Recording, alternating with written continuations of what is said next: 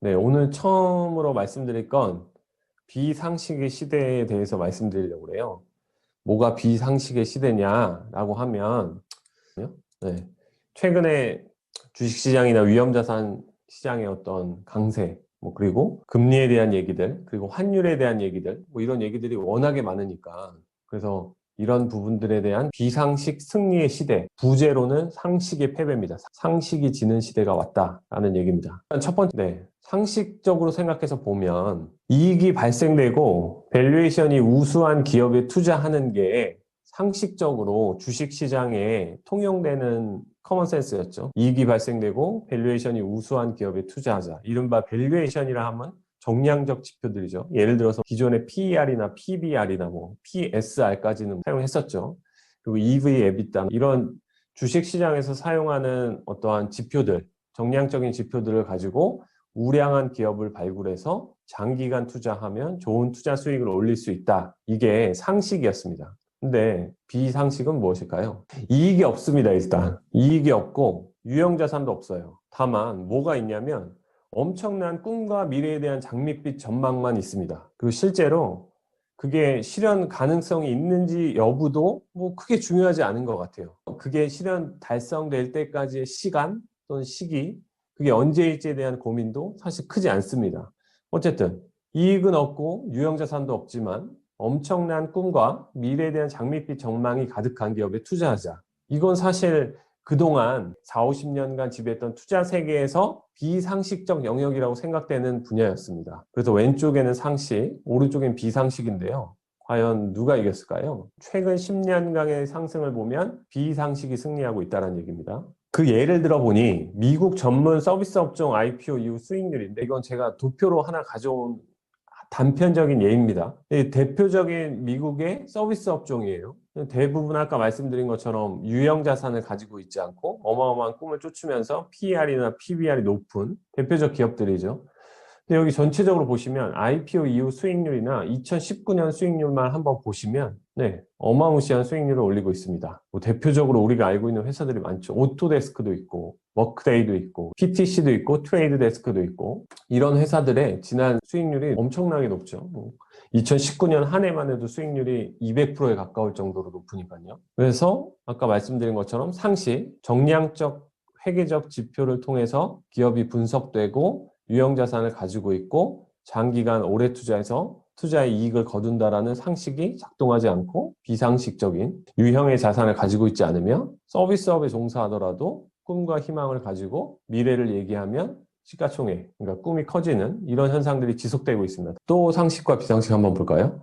시중에 돈이 많이 풀리면 인플레이션이 발생할 것이다. 이게 상식이었습니다. 당연하죠. 인플레이션은 돈을 많이 풀면 물가가 올라가게 되는 현상을 말하는 거니까 당연히 시중에 돈을 많이 풀면 인플레이션이 발생할 것이다라고 예상해 볼 수 있었어요. 그런데 비상식, 시중에 아무리 많은 돈을 풀어도 인플레이션이라는 건 발생하지 않아. 결국 자산 가격만 계속 오르게 될 거야. 그리고 코로나 위기와 자영업자 구제를 위해서 정부는 앞으로도 지속적으로 돈을 뿌리게 될 것이다. 이게 비상식인데 이 얘기를 만약에 노멀한 시대, 정상의 시대에 이런 얘기를 했다면 아무도 상식이라고 받아들이지 않았겠죠. 근데 지금 왼쪽 오른쪽에서 보면 실제로 어떤 논리가 맞아들고 있냐면 실제로 비상식의 논리가 맞아들고 있다는 거죠. 또 누가 이겼죠?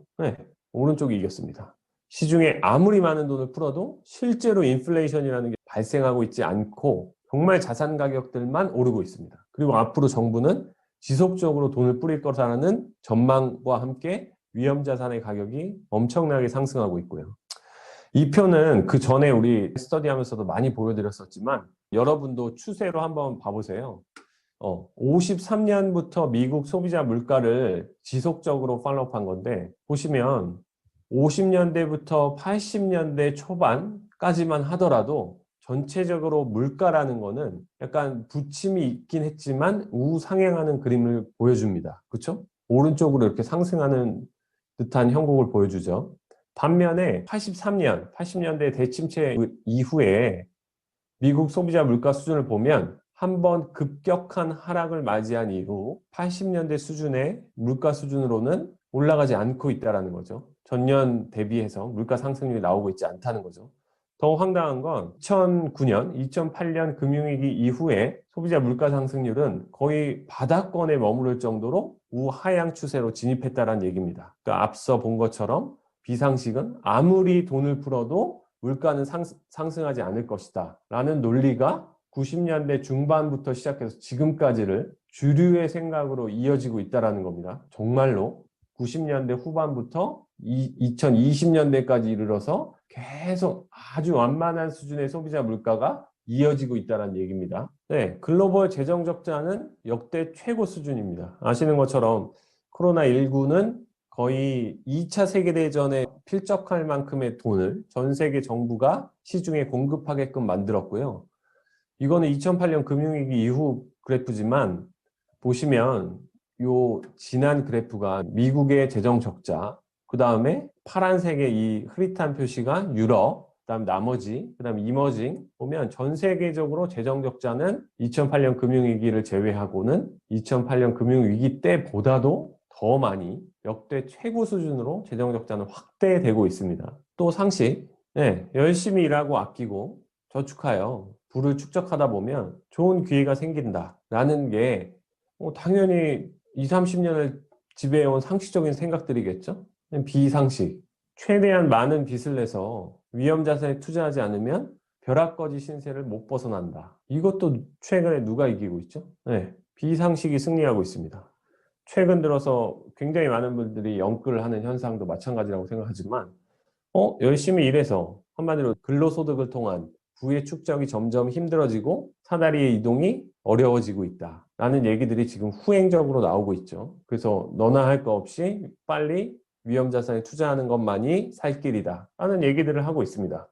최대한 많은 빚을 내요. 위험자산에 투자하지 않으면 벼락거지 신세를 못 벗어난다. 이런 비상식적인 생각들이 상식으로 통용되는 시대로 전환되고 있다는 얘기입니다. 동학개미 파워에 코스피는 3,000을 돌파했죠. 오늘 2021년 1월 6일 장중에 3,000포인트를 돌파하고 코스닥 지수는 무려 1,000스탁 도달이 눈앞에 다가왔다는 얘기입니다. 서울 아파트는 평당 4천만 원을 돌파했고요. 강북의 아파트마저도 1년 새 20%나 상승했다는 얘기입니다. JP모건은 장기적으로 비트코인이 1억 원을 넘을 것이라는 전망까지도 내놨습니다.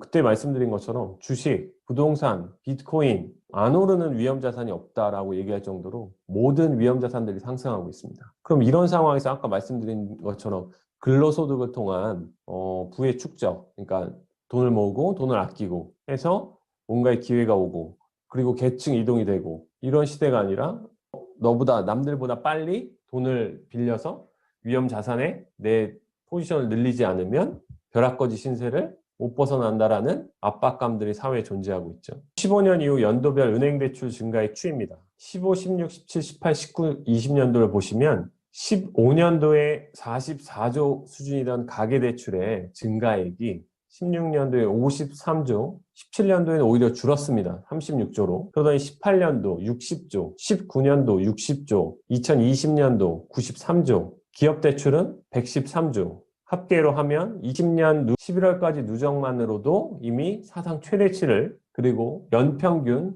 한 100조 수준의 증가액을 기록하던 거에 거의 2배에 가까운 은행대출 증가가 이뤄지고 있습니다. 전에 뉴스에서 봤던 것처럼 주식, 부동산, 비트코인의 상승은 가계와 기업의 대출 그리고 이러한 신용 창출과 저금리에 지친 현금의 이동들로 이루어지고 있다는 얘기인 거죠. 글로벌 주식시장 전반은요. PER 상승 동력이 정책이라고 나오는데 이 지표를 어렵게 보시지 마시고요. 1995년부터 2020년까지의 추세를 보시면 위에는 S&P 500, 그러니까 미국 지수를 기준으로 한 12개월 포워드 PER이고 밑에는 코스피 지수를 기준으로 한 회색선은 12개월 포워드 PER입니다.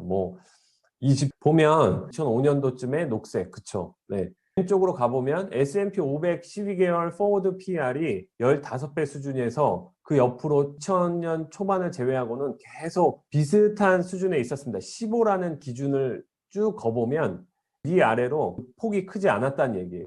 그죠? 한번 2000년도 초반에 역사적 고점을 넘어간 적이 있죠. 저 위에. 그쵸? 그때가 닷컴 버블 시기입니다. 요때가. 닷컴 버블 시기 이후에 처음으로 S&P 500 12개월 포워드 PR이 22배 근처 점선 사상 최고치를 넘어서는 2020년에 기록하고 있다는 얘기죠. 뭐 오늘도 내일도 아마 주가가 계속해서 오르면 이 지표가 계속 올라갈 겁니다. 무슨 얘기냐? 기업들이 벌어들이는 이익 대비해서 기업들의 시가총액이 비싸지고 있다는 얘기입니다. 기업들이 벌어들이는 이익에 비해서 기업들의 몸값이 계속해서 비싸지고 있다. 근데 이 현상이 밑에 보면 코스피 지수에서도 그대로 나타나고 있죠. 2020년 들어서 한국 시장의 12개월 선행 PR이 역사적 고점 수준을 넘어갔다는 얘기입니다. 한국 상장 기업의 이익이 시가총액 대비해서 시가총액이 고평가되는 국면으로 진입하고 있다는 얘기인 거죠. 그 상승 동력이 정책이라는 건 돈을 많이 풀고 있다는 얘기입니다. 그리고 여기 표에서 나오는 거죠. 최근 9개월간 밸류에이션 확장 대부분이 발생했다고 하는데 이 얘기가 무슨 얘기냐면 2005년부터 2020년까지 S&P 500의 PER 밸류에이션 20배를 넘어간 적이 없었는데 코로나19로 인해서 15배 밑에 수준까지 급락했다가 무려 9개월 만에 저기 22배를 넘어가는 저 점선, 저 꼭대기까지 올라갔다는 얘기입니다. 엄청나게 빠른 속도로. 95년부터 2000년까지 닷컴 버블 시기에 올라간 속도보다도 더 빠르죠. 더 빠르고 급격하게 밸류에이션 확장이 일어나고 있죠. 코스피 지수도 마찬가지고요. 그래서 국내 코스피 지수 시가총액을 한국의 GDP 대비해서 어느 정도에 거래되고 있냐를 보여주는 차트입니다. 그냥 위에 삐죽삐죽한 산에다가 동그라미 3개만 그어주시면 그 시기가 언제인지를 우리는 알 수 있거든요. 그쵸? 2000년, 그 다음에 2008년 거기 꼭대기, 그 다음 2020년 지금 3번입니다. 보통은 요 물결무늬의 밴드 안에서 움직이는 한국 GDP 대비 주식 시가총액의 범위에서 최근에 저 꼭대기를 벗어난 적이 이례적으로 90년대부터 2020년까지 30년 동안 딱 3번 정도가 목격되는데 그 한 번이 미국의 닷컴 버블이 발생한 2000년대 초반, 90년대 후반 그때도 한국 시장도 엄청나게 고평가된 시점이었고 2008년 금융위기가 터지기 직전 거기도 한국 시장이 가장 고평가된 영역이었고 지금 코로나19를 극복해서 유동성이 유례없는 만큼 풀어지고 있고 너나 할 것 없이 주식 계좌를 만들고 너나 할 것 없이 영끌해서 부동산을 사고 있는 지금이 한국 명목 GDP 대비 주식 시가총액이 높아지고 있는 구간이라는 겁니다. 그죠? 어쨌든 보세요. 상식. 금융시장은 실물경제의 거울이다라는 얘기가 있습니다. 당연하죠. 주식시장은 실물경제를 6개월 선 반영하는 지표로 활용됩니다. 원래도요. 이게 상식으로 통용되고 있었어요. 근데 최근 어떠냐? 금융시장 및 위험자산 시장은 실물경제와는 무관하다. 누가 만약에 이런 얘기를 했다면 아마 아무것도 모른다고 놀림을 받았을 텐데 최근은 어떤 게 또 이겼죠? 비상식이 이겼습니다. 금융시장은 위험자산 시장은 실물경제와 무관하다라고 생각하셔야 돼요. 국내 및 세계 통화량 추이입니다. 2008년 금융위기 이후 거의 한 번도 줄지 않고 전 세계의 통화량, 그러니까 화폐는 증가하기 시작했다는 거죠. 국내도 그 추세에 발맞춰서 계속해서 늘려나가고 있습니다. 그러니 실질적으로는 2008년부터 2020년까지 아무거나 투자했어도 국내는 이제 자꾸 부동산을 기존 관념이 크고 금액 자체가 크다 보니까 부동산에 오리엔트 되어 있지만 사실은 어떤 자산에 투자했더라도 그게 위험자산이라면 다 상승했다는 얘기를 뒷받침한 얘기인 거죠. 국내 및 세계 통화량 추이에 발맞춰서 오른 거지 뭔가 엄청난 뭐 수요 공급의 논리 또는 기업의 특정한 이벤트 뭐 이런 것들에 의해서 올라간 것이냐에 대한 회의감이 들기 시작하는 거죠. 최근 1년간 세계 주요 국가의 집값 증감률을 보면 올해 2분기 기준입니다. 저것도. 독일, 캐나다, 프랑스, 중국, 미국, 일본, 영국, 한국인데 한국 1.3%는 우리는 특히 지방을 포함한 전체를 반영하고 있기 때문에 상대적으로 낮아 보이는 거고 2020년 글로벌 부동산 거품 지수는 원래 1.5를 초과하면 거품 위험인데 전 세계가 1.5를 다 넘었습니다. 안 넘어간 곳이 없을 정도예요. 하물며 독일까지도 부동산 거품이 엄청나게 쌓이고 있다는 얘기죠. 그래서 여기 보시는 것처럼 실물 경제는 침체, 증시는 충격 회복. 미국 GDP 성장률은 2019년부터 계속해서 추가적으로 하락하고 있었습니다. 코로나19를 얘기하는 게 아니고요. 2000년대 후반부터 미국의 성장률은 한번 피크를 친 이후에 트럼프의 법인세 감세 이후에 추세적으로는 GDP 성장률 떨어지고 있었어요. 반면에 기술주 위주의 나스닥 시장은 역사상 최고치를 갱신하며 엄청난 투자 열풍을 불러일으키고 있다는 거죠. 그래서 실물 경제는 침체인데 증시는 충격에서 회복되고 있다. 그러니 아까 화면에서 본 것처럼 상식적으로 말하면 금융시장은 실물 경제의 거울인데 비상식. 어떻게 된 거죠? 실물 경기를 전혀 반영하고 있지 않다. 그래서 이런 것들에 대한 이유가 다 존재한다라고 그때도 말씀드렸지만 한번 상식과 비상식적인 입장에서 생각해 보시라는 얘기입니다. 2008년에 금융위기가 발생했을 때는 동행종합지수라고 해서 실물 경기를 나타내주는 지수입니다. 그리고 코스피 지수예요. 왼쪽 표를 보시면.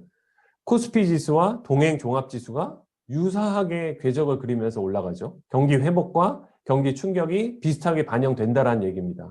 근데 오른쪽을 보시면 코로나19 위기 이후에는 어떤 식으로 진행이 되고 있냐면 동행종합지수는 아직도 100, 코로나19 위기 직전 수준으로 회복하지 못했는데 코스피 지수는 이미 2020년 7월에 100 수준을 회복하더니 지금 11월, 12월, 1월을 지나보면 아마 106 저 숫자도 넘어갈 정도로 이미 다 회복하고 있다는 얘기죠. 그래서 이번에는 지난번 금융위기와 다르게 이 동행종합지수, 그러니까 실물 경기라는 거와는 무관하게 금융시장, 위험자산 시장은 굉장히 빠른 속도로 회복을 하고 있다는 걸 보실 수 있겠죠.